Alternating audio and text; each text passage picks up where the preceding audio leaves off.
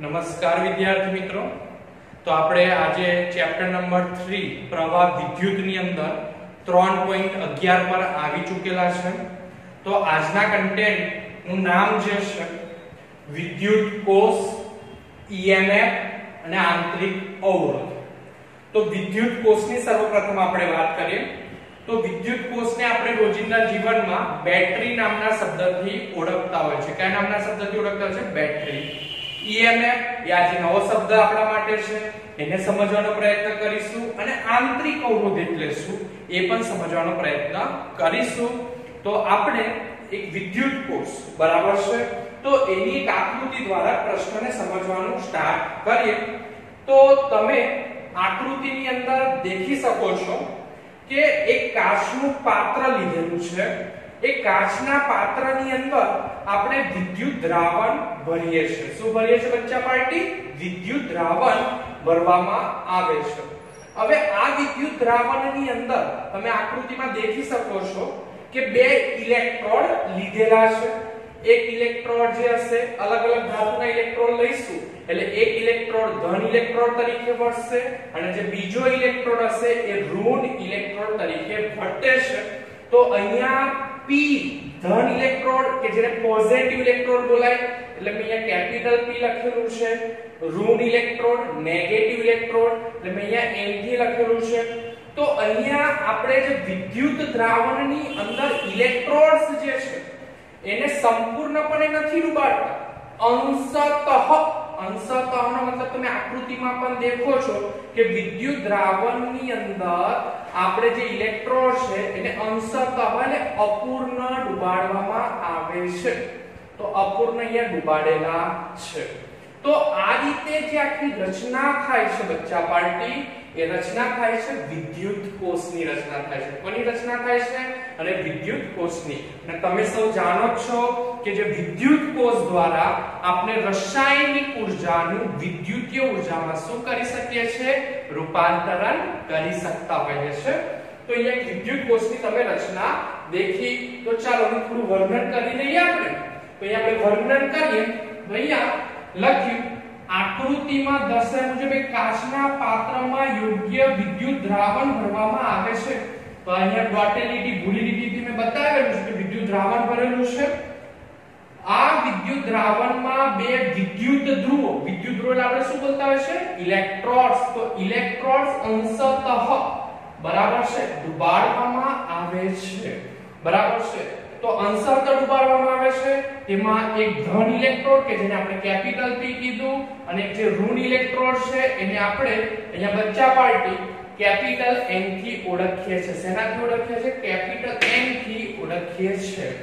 Okay, તો હવે આપણે થોડા આગળ વધીએ તો વિદ્યુત દ્રાવણોમાં ડુબાડેલ ઇલેક્ટ્રોડ P અને N વિદ્યુત દ્રાવણ સાથે વિદ્યુત ભારનો વિનિમય કરે છે। શું કરે છે? વિનિમય।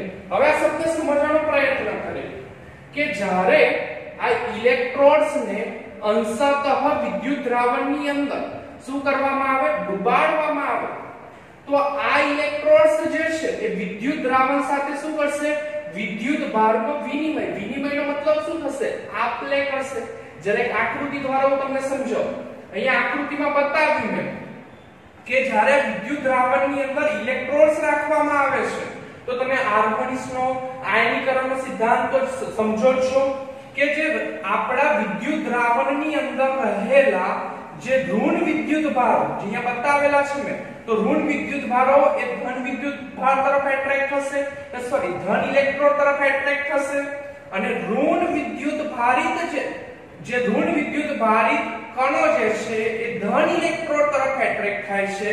એવી રીતે ધન વિદ્યુત ભારિત જે આપણા કણો છે અથવા આપણે આયન પણ બોલીએ, શું બોલીએ? આયન।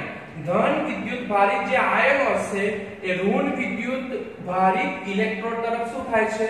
એટ્રેક્ટ થાય છે। કહેવાનો મતલબ ઋણ વિદ્યુત ભારિત આયનો એ પોઝિટિવ ઇલેક્ટ્રોડ તરફ ગતિ કરે છે, તેવી જ રીતે આપણા ધન વિદ્યુત ભારિત આયનો નેગેટિવ ઇલેક્ટ્રોડ તરફ ગતિ કરે છે।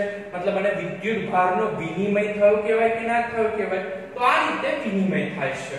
ઓકે, તો આ રીતે જે વિનિમય થાય છે એના કારણે શું થાય છે તો તમે સમજી શકો છો કે જે આપણો ધન ઇલેક્ટ્રોન દેખાય છે ને અને આપણું વિદ્યુત દ્રાવણનું અત્યારે એક બિંદુ અહીંયા એ બતાવી રહ્યો છું, તો આ બે વચ્ચે વિદ્યુત સ્થિતિમાનનો શું પેદા થાય છે? તફાવત પેદા થાય છે. તો ધન ઇલેક્ટ્રોડ P તમે દેખી શકો છો અને આપણું એ બિંદુ વચ્ચે જે વિદ્યુત સ્થિતિમાનનો તફાવત પેદા થાય છે એ વિદ્યુત સ્થિતિમાનના તફાવતને આપણે V+ થી ઓળખીશું. શેનાથી ઓળખીશું? V+. વિદ્યુત સ્થિતિમાનનો તફાવત એટલે કે બે બિંદુ વચ્ચે વિદ્યુતના માનનો જે મૂલ્યનો તફાવત હોય એને આપણે વિદ્યુત સ્થિતિમાનનો તફાવત કહીએ છીએ. તેવી રીતે આપણો જે ઇલેક્ટ્રોન N છે બરાબર છે અને વિદ્યુત દ્રાવણનું જે B બિંદુ છે, તો આ બે બિંદુ વચ્ચે ઋણ મતલબ કે આપણે તો બોલી શકીએ છીએ વિદ્યુત સ્થિતિમાનનો તફાવત જે પેદા થાય છે એને જે આપણે ઓળખી રહ્યા છે અહીંયા આપણે અહીંયા દેખી શકાય નેગેટિવ છે એટલે અહીંયા હું આગળ માઈનસ નિશાની પાડીશ અને અહીંયા જે વિદ્યુત સ્થિતિમાનનો તફાવત છે એને -v અને નીચે ઇન્ડિકેશન કરે છે કે ઋણ વિદ્યુત સ્થિતિમાનનો તફાવત છે, તો -v થી આપણે ડિનોટેડ કરીશું બચ્ચા પાર્ટી. તો અહીંયા આપણે આ વસ્તુને આપણે વર્ણનમાં લખી દઈએ કે ધન ઇલેક્ટ્રોડ P અને વિદ્યુત દ્રાવણના એ બિંદુ આગળ P અને વિદ્યુત દ્રાવણના એ બિંદુ આગળ વિદ્યુત સ્થિતિમાનનો જે તફાવત પેદા થશે એને આપણે V+ થી ડિનોટેડ કરી લઈશું. શેનાથી ડિનોટેડ કરી લઈશું? V+. એવી જ રીતે અહીંયા આપણા ઋણ ઇલેક્ટ્રોડ કે જેને આપણે N થી ઓળખ્યું અને વિદ્યુત દ્રાવણનો કોઈ બિંદુ B વચ્ચે જે વિદ્યુત સ્થિતિમાનનો તફાવત પેદા થાય છે એને આપણે V- થી ડિનોટેડ કરી લઈશું. બરાબર છે? V- થી આપણે ડિનોટેડ કરી રહ્યા છે. ઓકે, હવે આ વસ્તુ ખૂબ જ ધ્યાનથી સમજો. હવે તમે દેખો કે આ વિદ્યુત કોષમાં આપણે અહીંયા બાહ્ય અત્યારે કશું જોડાણ નથી કરેલ. અત્યારે તો ભૂસી નાખું છું તો ભવિષ્યમાં જોડાણ કરીશું, પણ બાહ્ય આ વિદ્યુત કોષ છે એમાં P અને N ઇલેક્ટ્રોડ વચ્ચે આપણે અત્યારે અહીંયા કશું જોડાણ કરેલું હતું નથી. હવે જોડાણ ન કરીએ બચ્ચા પાર્ટી તો અહીંયાથી એવું કહી શકે ને કોઈ પણ મતલબ આ તો ઓપન સર્કિટ થઈ ગઈ ને. ઓપન સર્કિટનો મતલબ એવું કહી શકાય કે વિદ્યુત ભાર અહીંયાથી અહીંયા જઈ શકે જ નહીં કારણ કે કશું વચ્ચે જોડાણ જ નથી. તો મતલબ કે વિદ્યુત પ્રવાહ I નું વહન શક્ય નથી. તો મતલબ કે આ કન્ડિશનમાં વિદ્યુત પ્રવાહ અહીંયા એવું કહી શકાય કે P થી C થી આ C છેડાથી D છેડા તરફ જઈ શકતો નથી.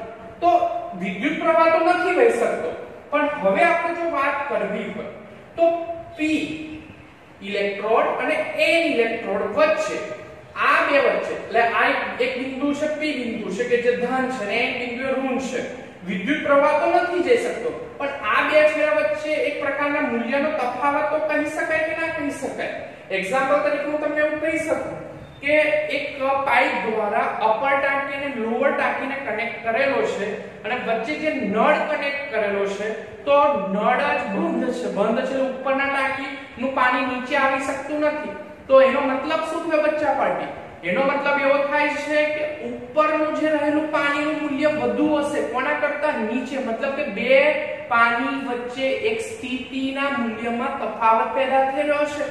એવી રીતે એવું કહી શકાય કે P અને N બિંદુ જે છે એ બે વચ્ચે જે વિદ્યુત સ્થિતિમાનનો જે તફાવત પેદા થશે, તો જે વિદ્યુત સ્થિતિમાનનો તફાવત પેદા થશે તો બે બિંદુના વિદ્યુત સ્થિતિમાનનો તફાવત જો તો અગાઉ આપણે વાત કરેલી છે. એવું કીધેલું છે કે V ધારો કે એક બિંદુ A અને B છે બરાબર છે. આપણી પાસે અત્યારે શું છે? બે બિંદુ કોણ છે? VPN અને વાંચો તો શું વંચાય કે P અને N બિંદુ વચ્ચે વિદ્યુત સ્થિતિમાનના તફાવતનું મૂલ્ય. તો અહીંયા તફાવત કેટલો? તો આપણે આનું મૂલ્ય જાણો તો Vp માઈનસ શું કરવું પડે? Vn કરવું પડે કે ના કરવું પડે બચ્ચા પાર્ટી? તો આ રીતે લખાશે. તો અહીંયા જો હું લખું V એટલે અહીંયા જ આપણે જરા લખી દઈએ કે ભાઈ Vpn બે બિંદુ વચ્ચે વિદ્યુત સ્થિતિમાનનો તફાવત કેટલો? Vp માઈનસ Vn બરાબર છે. તો અહીંયા તમે દેખો કે Vp નું મૂલ્ય આપણે કીધું અહીંયા આ બે વચ્ચે વિદ્યુત સ્થિતિમાનનો તફાવત કેટલો કીધો? અહીંયા આપણે V+ કીધો અને અહીંયા આપણે એનું મૂલ્ય કેટલું કીધું? -V થી ડિનોટેડ કર્યું. તો અહીંયા V+ માઈનસ Vn ની વેલ્યુ શું લખાઈ જશે? માઈનસ લખાઈ જશે. ઓકે, તો હવે તમે ધ્યાનથી દેખી શકો છો કે ઓછા ઓછા શું થઈ જશે, વત્તા થશે કે નહીં થાય? તો ઓછા ઓછા આપણે અહીંયા થયા વત્તા, તો b પ્લસ b માઈનસ. તો એનો મતલબ એવો થયો કે જ્યારે વિદ્યુત કોષની અંદર કોઈ પણ જાતનો પ્રવાહ નથી વહેતો તો p અને n બિંદુ વચ્ચે જે વિદ્યુત સ્થિતિમાનના તફાવતનું જે મૂલ્ય મળે છે એ v પ્લસ v માઈનસ મળી રહ્યું છે.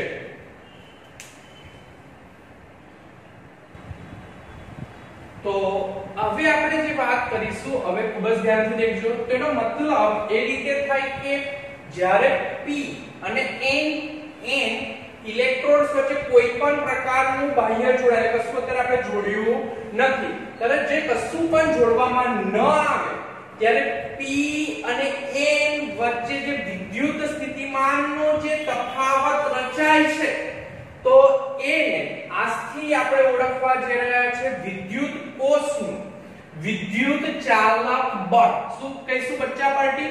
વિદ્યુત કોષનું વિદ્યુત ચાલક બળ EMF, જેને ઇંગ્લિશમાં બોલતા હોય છે ઇલેક્ટ્રોમોટિવ ફોર્સ થી ઓળખીએ છીએ. ફરી એકવાર વાત કરું છું કે p અને n જે આપણા ઇલેક્ટ્રોડ્સ છે વચ્ચે કશું પણ જોડવામાં આવેલું ન હોય તો આ બે છેડા p અને n વચ્ચે જે વિદ્યુત એટલે Vpn થી પણ ઓળખીએ તો બે છેડા વચ્ચે જે આપણું વિદ્યુત સ્થિતિમાનનો તફાવત રચાય છે તો એ વિદ્યુત સ્થિતિમાનને કોષનું વિદ્યુત ચાલક બળ ઇલેક્ટ્રોમોટિવ ફોર્સ ઇંગ્લિશમાં બોલતા હોય છે, શોર્ટમાં આપણે એને EMF થી ઓળખીએ છીએ. તો આ EMF ને આપણે સ્મોલ e નામની સંજ્ઞાથી ડિનોટેડ કરતા હોય છે અને અમુકવાર કેપિટલ E પણ લખીએ છીએ. એમાં કોઈ ડાઉટ રહેવો જોઈએ નહીં, કેપિટલ E લખો કે સ્મોલ e, પણ અત્યારે આપણે સ્મોલ e થી ડિનોટેડ કરીએ છીએ તો તેની સ્મોલ e નામની સંજ્ઞાથી ઓળખવામાં આવે છે. તો અહીંયા જે સ્મોલ e છે ખરેખર આપણે શું બોલ્યા છે? Electromotive force. ઇલેક્ટ્રોનો મતલબ થાય કે વિદ્યુત ભારને ધક્કો મારવા માટે જે લગાવવું પડતું બળ, આપણે જ્યારે સંજ્ઞા છૂટી પાડે તો આ રીતે ડિનોટિંગ કરતા હોઈએ છે બચ્ચા પાર્ટી, પરંતુ વાસ્તવમાં E જે છે ખરેખર બળ નથી. E જે છે એ વિદ્યુત સ્થિતિમાનનો તફાવત છે, પણ જ્યારે વિદ્યુત કોષ સાથે કોઈ બાહ્ય જોડાણ ન કરવામાં આવે અને બે ઇલેક્ટ્રોડ વચ્ચે જે વિદ્યુત સ્થિતિમાનનો જે તફાવત હોય એને આપણે બોલતા હોય છે ઇલેક્ટ્રોમોટિવ ફોર્સ. ગુજરાતીમાં બોલીએ છીએ આપણે વીજ ચાલક બળ. તો એનો મતલબ એવો થયો ને કે અત્યારે તો Vpn છે તો અત્યારે આપણે અત્યારે ઓળખી રહ્યા છે શેનાથી ઓળખી રહ્યા છે? EMF થી ઓળખી રહ્યા છે. તો Vpn ની જગ્યાએ E લખી દો તો તમને કોઈ પ્રોબ્લેમ ખરો? ના કહેવાય ને. તો અત્યારે આપણું હવે જે આ સૂત્ર થઈ ગયું EMF નું થઈ ગયું તો EMF V B- તો આ EMF નું આ ફોર્મ્યુલા અને આપણે સમીકરણ નંબર 1 આપી દઈશું. યાદ રાખજો પાછળ કિંમત મૂકવાની થશે.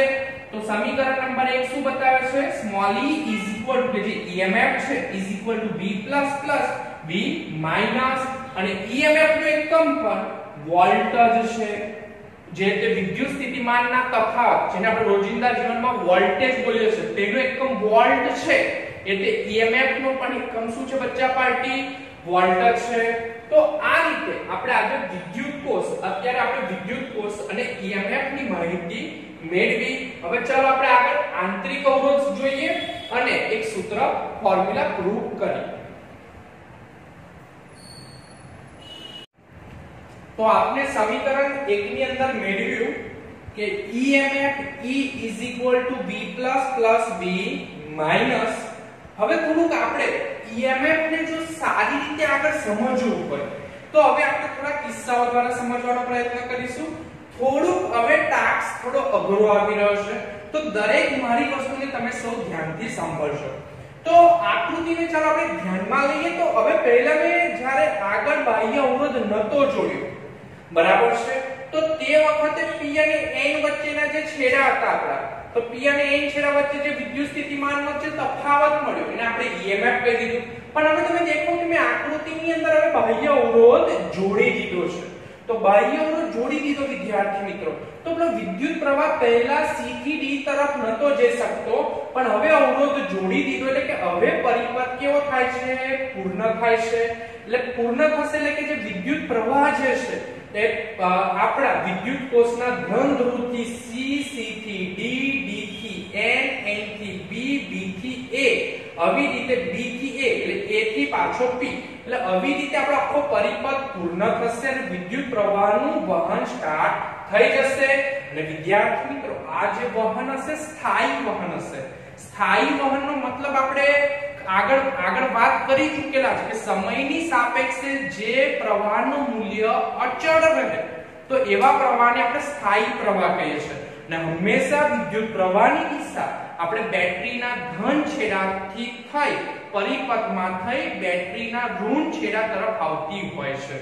તો આ રીતે મુખ્ય પ્રવાહ અહીંયા ખૂબ જ ધ્યાનથી લખજો. તમે કહેશો સર આ મુખ્ય પ્રવાહ કેમ લખી રહ્યા છે, તો ચોક્કસ તારણ છોડો તમને ઓટોમેટિકલી ખબર પડશે. મુખ્ય પ્રવાહ C થી R માં R થી D તરફ વહે છે, બરાબર છે. અવરોધ R માંથી પ્રવાહ C થી D તરફ વહી રહ્યો છે.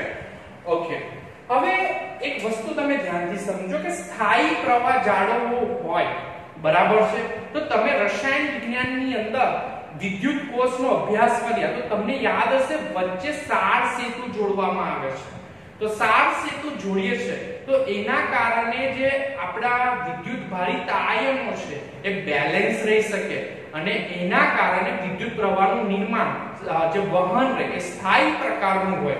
તો બચ્ચા પાર્ટી થોડું અહીંયા ધ્યાનથી સમજવાનો પ્રયત્ન કરજો. મુખ્ય પ્રવાહની દિશા C થી D તરફ હોય છે, પરંતુ જે વિદ્યુત દ્રાવણ હોય છે એની અંદર જે વિદ્યુત પ્રવાહની જે દિશા હોય છે એ મુખ્ય પ્રવાહ કરતા વિરુદ્ધ દિશામાં હોય છે. એટલે તમે અહીંયા એરા દેખો, મુખ્ય પ્રવાહ માટે મેં અહીંયા અત્યારે એરા C થી D તરફ માર્યો, પણ જ્યારે વિદ્યુત દ્રાવણની જ્યારે વાત કરવામાં આવે છે તો વિદ્યુત પ્રવાહની જે દિશા હોય છે એ વિરુદ્ધ દિશામાં હોય છે. કઈ દિશામાં હોય છે? વિરુદ્ધ દિશામાં.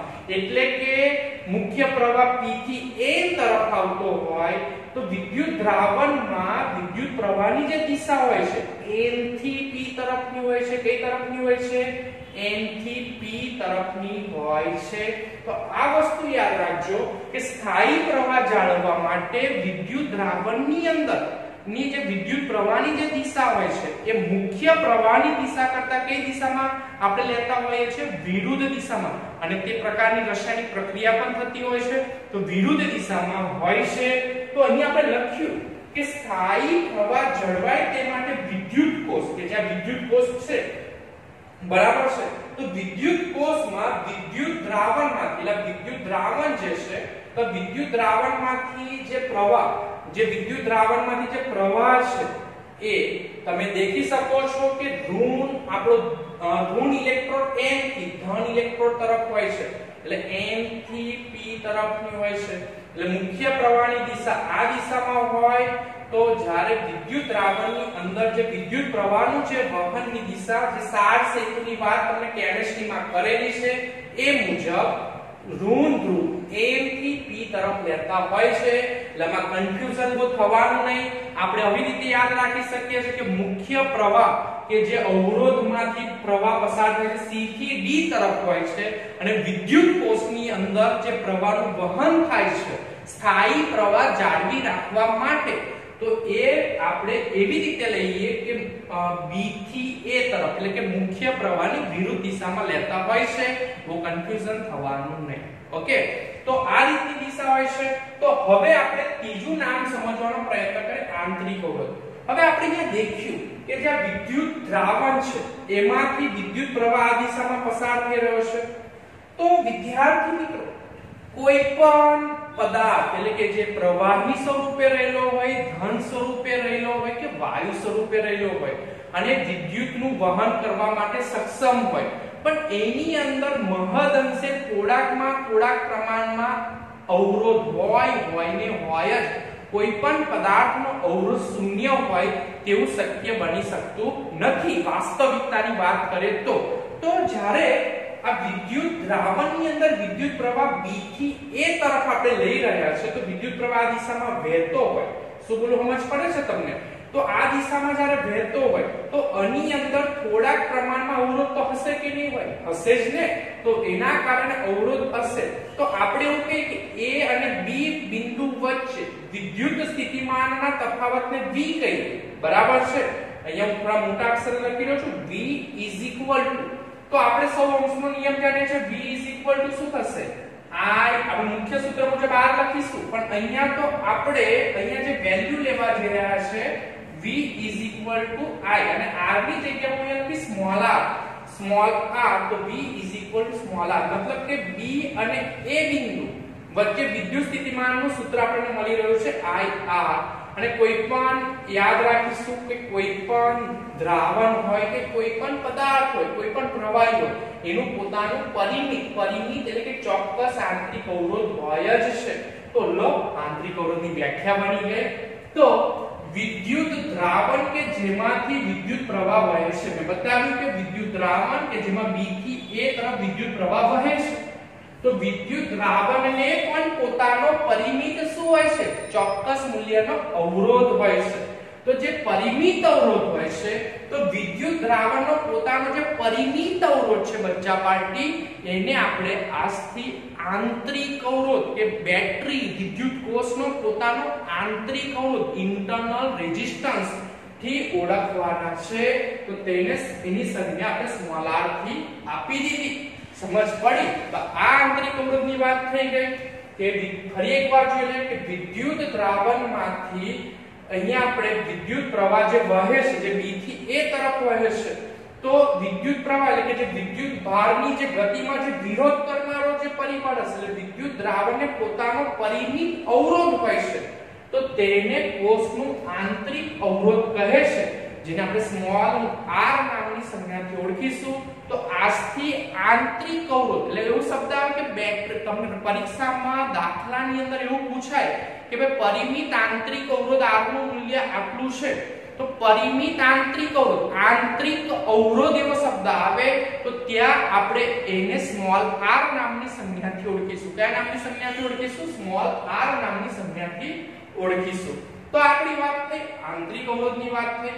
હવે આપણે બે સૂત્ર પ્રૂવ કરવા જઈ રહ્યા છે, ખૂબ જ ધ્યાનથી દેખજો. હવે આપણે એક વાત કરીએ કે ભાઈ અહીંયા આપણે પહેલાની મુજબ દેખીએ જે EMF ની વાત કરીએ રીતે કે આપણે સૌપ્રથમ તો આપણે વચ્ચે કોઈ અવરોધ જોડતા જ નથી.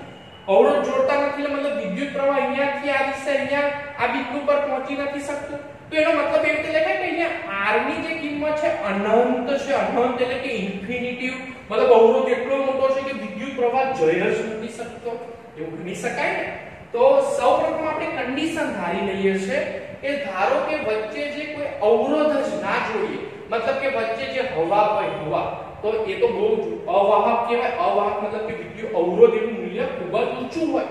તો સૌપ્રથમ અનંત અવરોધ r ધારી લઈએ. તો અનંત અવરોધ કે જે અવરોધનું મૂલ્ય એટલું બધું છે કે વિદ્યુત પ્રવાહનું વહન થતું નથી. તો r ઇન્ફિનિટી લઈ લઈએ, બરાબર ને?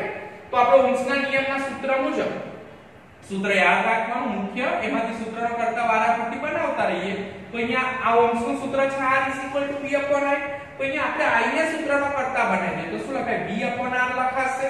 તો અહીંયા આપણી પાસે આંતરિક અવરોધ જે છે એને આપણે શેનાથી એનું મૂલ્ય આપણે શું કીધું? ઇન્ફિનિટી. તો v/ઇન્ફિનિટી ને કોઈના પણ છેદમાં ઇન્ફિનિટી હોય બચ્ચા પાર્ટી, તો વિદ્યુત પ્રવાહનું મૂલ્ય શું થઈ જશે? 0. મતલબ કે આ કન્ડિશનમાં વિદ્યુત પ્રવાહ વહી શકતો નથી, જેને આપણે અગાઉ વાત કરી ઓપન સર્કિટ. એટલે એનો મતલબ કે જ્યારે કોષમાંથી આ કન્ડિશનમાં કોષમાંથી વિદ્યુત પ્રવાહ વહેતો નથી, તો એને આપણે શું કહીએ છીએ? Open circuit. શું બોલીએ છીએ? Open circuit. ઓપન સર્કિટ કન્ડિશનની અંદર વિદ્યુત પ્રવાહનું વહન થતું નથી. બરાબર છે? પણ હવે સમજી લો કે હવે જે આપણે અહીંયા અવરોધ જોડી રહ્યા છે અને એ અવરોધ એક પરિમિત છે. પરિમિતનો મતલબ એવી રીતે લઈશું ચોક્કસ મૂલ્યનો બાહ્ય અવરોધ જોડી રહ્યા છે. પરંતુ અહીંયા દેખીએ કે બાહ્ય અવરોધ જોડવામાં આવે છે. તો હવે તો તમે દેખી શકો છો ને કે હવે તો પરિપથ કેવો થઈ ગયો બચ્ચા પાર્ટી? પૂર્ણ થઈ ગયો. તો હવે પૂર્ણ થાય છે અને હવે વિદ્યુત પ્રવાહનો શું થશે? આમ વહન થશે કે નહીં થાય? તો મુખ્ય વિદ્યુત પ્રવાહનું વહન થશે. તો હવે આપણે વાત કરીએ કે આ કન્ડિશનની અંદર જરા ઉપરનું પણ એકવાર યાદ રાખી લઈશું. ઓપન કન્ડિશન હતી ઉપર, તો મતલબ કે બાહ્ય અવરોધ નતો જોડ્યો. તો અગાઉ આપણે જે વાત કરી એ રીતે કે P અને N વચ્ચે જો વિદ્યુત સ્થિતિમાનને આપણે V થી ઓળખતા હોય તો એનું મૂલ્ય EMF જેટલું થશે. એટલે અગાઉ મેં વાત કરી એ પણ જરા એકવાર ફટાફટ યાદ કરી દઈએ કે જ્યારે બાહ્ય અવરોધ જોડવામાં આવતો નથી તો P અને N છેડા વચ્ચેના વિદ્યુત સ્થિતિમાનનું જે મૂલ્ય છે બરાબર છે, એને આપણે EMF E થી ડિનોટેટ કર્યું. તો આપણે સમીકરણ નંબર 2 માં આપણને યાદ રાખીએ કે V બરાબર એટલે વિદ્યુત સ્થિતિમાનનું જે એ વખતનું ઓપન સર્કિટ વખતે વિદ્યુત સ્થિતિમાનનું મૂલ્ય EMF ના મૂલ્ય જેટલું હોય છે. બરાબર છે, આ વસ્તુ પણ યાદ રાખીશું. પણ હવે આપણે શું કર્યો? અવરોધ, બાહ્ય અવરોધ ચોક્કસ મૂલ્યનો પરિમિત અવરોધ જોડી રહ્યા છે. તો જોડી રહ્યા છે તો હવે તો પરિપથ પૂર્ણ થઈ ગયો ને. તો હવે તો વિદ્યુત પ્રવાહનું શું થશે? વહન થશે. તો વિદ્યુત પ્રવાહનું વહન થશે. હવે ખૂબ જ ધ્યાનથી લેજો, થોડો IMP પોઈન્ટ આવે. તો આ વખતે હવે P અને N છેડા વચ્ચે વિદ્યુત સ્થિતિમાનનું મારે મૂલ્ય શોધવું છે. P અને N છેડા વચ્ચેનું વિદ્યુત સ્થિતિમાનનું મૂલ્ય શોધવું છે. તો અહીંયા કેટલા પોઈન્ટ કન્સિડર કરવા પડશે? તો જરા વાંચીએ. તો આપણે બાહ્ય અવરોધ જોડવામાં આવે તો પરિપથ પૂર્ણ થાય છે અને વિદ્યુત પ્રવાહ વહે છે. તો આ વખતે P અને N વચ્ચે વિદ્યુત સ્થિતિમાનનું મૂલ્ય કેટલું થશે? તો અહીંયા કેટલા બિંદુ વચ્ચે વિદ્યુત સ્થિતિમાન રચાય છે પહેલા જોઈ લઈએ. તો આપણે અગાઉ વાત કરીએ પ્રમાણે એક તો P અને A બિંદુ વચ્ચે વિદ્યુત સ્થિતિમાન રચાય છે, તમને ખબર પડે છે. પછી આપણે આગળ વાત કરી કે N અને B બંને N એટલે નેગેટિવ અને B વચ્ચે પણ વિદ્યુત સ્થિતિમાન રચાય છે. પણ હવે અહીંયા ત્રીજો પોઈન્ટ પણ ઇન્ક્લુડ થઈ રહ્યો છે. A અને B બિંદુ પર પણ વિદ્યુત સ્થિતિમાન રચાશે. એટલે અહીંયા જો આપણે કન્સિડર કરીએ તો વિદ્યુત સ્થિતિમાન કેટલા અહીંયા હું એક્ઝેક્ટ તમને A બતાવું અને B. તો કેટલા બિંદુ વચ્ચે? પહેલા તો અહીંયા દેખો P અને A બિંદુ વચ્ચે વિદ્યુત સ્થિતિમાન રચાયું જેને આપણે V+ કીધું. આપણે B અને N વચ્ચે વિદ્યુત સ્થિતિમાન અહીંયા ઉપર લીટી બતાવી રહ્યો છું તો એને આપણે V- કીધું. પણ હવે તો વિદ્યુત પ્રવાહ અહીંયાથી આખો પૂર્ણ પરિપથ પસંદ કરશે ને બચ્ચા પાર્ટી, સમજ પડે છે? તો અહીંયા હવે એક નવો પોઈન્ટ પણ જ્યાં A બિંદુ છે, A બિંદુ અને B બિંદુ પણ ઇન્ક્લુડ થઈ રહ્યો છે. એટલે આપણે બોલીએ VAB. તો આ P છેડો અને N છેડા વચ્ચે કેટલો વિદ્યુત સ્થિતિમાનનો તફાવત થઈ ગયો? તો કે V+ માં મતલબ શું થાય? વિદ્યુત સ્થિતિમાનનો તફાવત P અને A બિંદુ વચ્ચે. P અને A બિંદુ, પછી અહીંયા આપણે દેખીએ તો આ B અને N બિંદુ એટલે મેં લખ્યું વિદ્યુત સ્થિતિમાનનો તફાવત N અને કયો બિંદુ? B બિંદુ. અને હવે ઇન્ક્લુડિંગ થઈ ગયું આ બે બિંદુ પણ હવે જ્યારે અવરોધ જોડવામાં આવે છે ત્યારે આ બે બિંદુ પણ ઇન્ક્લુડ થશે.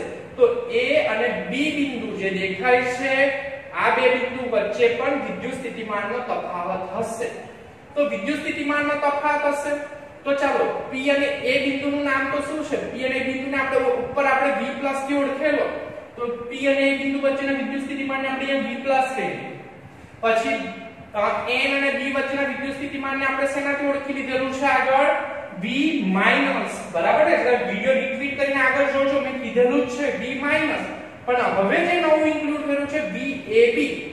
તો VAB તો આ બે બિંદુ વચ્ચે વિદ્યુત સ્થિતિમાનનો તફાવત. તો આપણે જે આગળ કીધું ઓહ્મના નિયમ મુજબ IR, પણ બેટરીના જે આપણે વિદ્યુત દ્રાવણના આંતરિક અવરોધને આપણે સ્મોલ r થી ઓળખ્યો. તો V ની જગ્યાએ શું લખી શકીએ છે? IR લખી શકીએ છે. તો આ VAB નું જે મૂલ્ય થઈ ગયું IR થઈ ગયું. પણ હવે અહીંયા હું આગળ માઈનસ નિશાની લખીશ. ખૂબ જ ધ્યાનથી યાદ રાખજો. અહીંયા માઈનસ શા માટે લખી રહ્યો છું? તો તમે દેખો છો કે મુખ્ય જે પ્રવાહ છે એ C થી D તરફ વહી રહ્યો છે. પણ જ્યારે વિદ્યુત દ્રાવણની અંદર પ્રવાહની દિશા દેખો એના કરતા કઈ દિશામાં છે? વિરુદ્ધ દિશામાં છે. એટલે મુખ્ય પ્રવાહની વિરુદ્ધ દિશામાં વિદ્યુત પ્રવાહ વહેવાના કારણે આગળ આપણે કઈ નિશાની મૂકીએ છીએ? માઈનસ. તો હું અહીંયા જે VAB ની વેલ્યુ છે વિદ્યુત દ્રાવણના બે બિંદુ વચ્ચે આપણે B અને A વચ્ચે આપણો વિદ્યુત સ્થિતિમાનનો તફાવત શું થશે? આપણું VAB બોલ્યા પણ એની વેલ્યુ લખી રહ્યો છું VAB ની જગ્યાએ -IR એટલા માટે લખી રહ્યો છું, એનું રીઝનિંગ હું તમને કહી દઉં. તો આપણો જે વિદ્યુત પ્રવાહ જે પસાર થાય છે એ મુખ્ય આ A થી B થી A તરફ પસાર થાય છે, જે મુખ્ય વિદ્યુત પ્રવાહ કરતા કઈ દિશામાં છે? વિરુદ્ધ દિશામાં. -IR લખાઈ ગયું, સમજ પડી? ઓકે, તો હવે આપણે દેખીએ કે આ V પ્લસ B માઈનસ બધાનો સરવાળો કરી દે, આ બધા ત્રણે ત્રણનો સરવાળો કરી દે તો આપણે P અને N વચ્ચેનો વિદ્યુત સ્થિતિમાનનો તફાવત મળી જાય ને. ઓકે, તો V પ્લસ અહીંયા આપણે પ્લસ, સમજ પડે છે? V માઈનસ, હવે અહીંયા વત્તા ઓછા શું લખાશે? ઓછા લખાશે, તો અહીંયા વત્તા ઓછા ઓછા -IR. સમીકરણ નંબર આપણું શું થઈ ગયું? અહીંયા 3 થઈ ગયું. તો હવે સમીકરણ 1 ની કિંમત સમીકરણ 3 માં મૂકતા, તો સમીકરણ 1 ની કિંમત દેખો, જે જગ્યા V plus plus V minus દેખાશે ત્યાં હું શું લખી શકું છું? EMF નો E લખી શકું છું. તો V plus plus V minus એની જગ્યાએ મેં EMF નો E મૂકી દીધો, -IR તો એવા ને એવા. તો હવે આ જે સૂત્ર મળે છે એને આપણે સમીકરણ નંબર 4 આપી દઈએ. તો આ વખતનો જે વિદ્યુત સ્થિતિમાનનો તફાવત V છે એને આપણે આજથી ઓળખવાના છે ટર્મિનલ વોલ્ટેજ. શું બોલીશું? Terminal voltage. ઓકે, ચાલો. તો એક આ સૂત્ર પણ આપણે આપણી સૂત્રાવલીમાં નોટ કરી દેજો, કામનું સૂત્ર છે. ભવિષ્યમાં તમને ટર્મિનલ વોલ્ટેજ શોધવાનો કહેશે તો એ વખતે તમને EMF ની વેલ્યુ આપી દેશે, વિદ્યુત પ્રવાહની વેલ્યુ આપી દેશે, આંતરિક અવરોધની વેલ્યુ આપી દેશે. તો તમે એ વેલ્યુ મૂકી દેશો તો V નું મૂલ્ય મળી જશે. ને આના પરથી E નો પણ સૂત્રનો કરતા બનાવવાનો થાય તો તમને આવડવું જોઈએ. તો -IR બરાબર ન્યા સાઈડ આવે તો V પ્લસ શું લખાશે?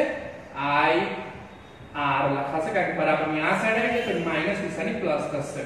હવે એક કામ કરીએ આપણે, અહીંયા દેખો કે અવરોધ R છે. હવે R ના બે છેડા વચ્ચેના વિદ્યુત સ્થિતિમાનની વાત કરીએ આપણે, બરાબર છે? તો R ના બે છેડા વચ્ચેના વિદ્યુત સ્થિતિમાનની વાત કરીએ તો વિદ્યુત સ્થિતિમાનને તો આપણે વિદ્યુત સ્થિતિમાનના તફાવતને તો આપણે કેપિટલ V થી ઓળખીએ છીએ. હવે અહીંયા કોની વાત કરી રહ્યો છું? ધારો કે R ના બે છેડા વચ્ચેનો વિદ્યુત સ્થિતિમાનનો તફાવત આપણો અહીંયા કેપિટલ R વિદ્યુત સ્થિતિમાનનો તફાવત જેને V થી ઓળખીએ છીએ, પણ આપણે કોની વાત કરી રહ્યા છે? અહીંયા અવરોધની. તો અવરોધ R ના બે છેડા વચ્ચે વિદ્યુત સ્થિતિમાનનો તફાવત V I, પણ અવરોધ અહીંયા કયો? અવરોધને શું નામ આપ્યું છે? કેપિટલ R નામ આપ્યું છે. આપણે કેપિટલ R થી લખી શકીએ છીએ અને આ ઓહ્મના નિયમના સૂત્ર પરથી જ લખ્યું છે ને કે R V/I. I ને સૂત્રનો કરતા બનાવી દો તો V IR લખાશે. આ સમીકરણ મારું કયું થઈ ગયું? 5 નંબરનું થઈ ગયું. તો હવે કામ કરે, સમીકરણ 5 ની જે કિંમત છે આવી એને આપણે ક્યાં મૂકી દઈએ? સમીકરણ 4 માં. તો જે જગ્યાએ મને V દેખાય છે ને અહીંયા, તો V ની જગ્યાએ અહીંયા શું લખી દઈશ? V ની જગ્યાએ IR લખી દઈશ. એટલે V ની જગ્યાએ હું અહીંયા IR લખી દઉં તો V ની જગ્યાએ IR back to E IR. તો હવે આપણે કામ કરીએ, IR આ જે IR છે ને એને બરાબરની આ સાઈડ લઈએ તો આ માઈનસ નિશાની પ્લસ થશે, એટલે I capital R plus I small r E. આ બંનેમાંથી શું કોમન નીકળે છે? I કોમન નીકળે છે. તો capital R plus small r E થશે. અને અહીંયા આપણે વિદ્યુત પ્રવાહ I ને સૂત્રનો કરતા બનાવી દઈશું તો આ ભાગાકારમાં જતા રહેશે. તો E ના છેદમાં capital R plus small r. તો કેપિટલ R એટલે બાહ્ય અવરોધ છે, યાદ રાખી લેજો. સ્મોલ r આંતરિક અવરોધ છે. આ સ્મોલ e બેટરીનો EMF છે અને I આપણો વિદ્યુત પ્રવાહ છે. તો આ આપણું નવું વિદ્યુત પ્રવાહ I નું સૂત્ર થઈ ગયું. તો સૂત્રાવલીની અંદર આ સૂત્ર પણ ડિનોટેડ કરી લેજો. તો આ સાથે મારો આજનો વિડિયો લેક્ચર પૂર્ણ થાય છે. જય હિન્દ, જય ભારત, નમસ્કાર.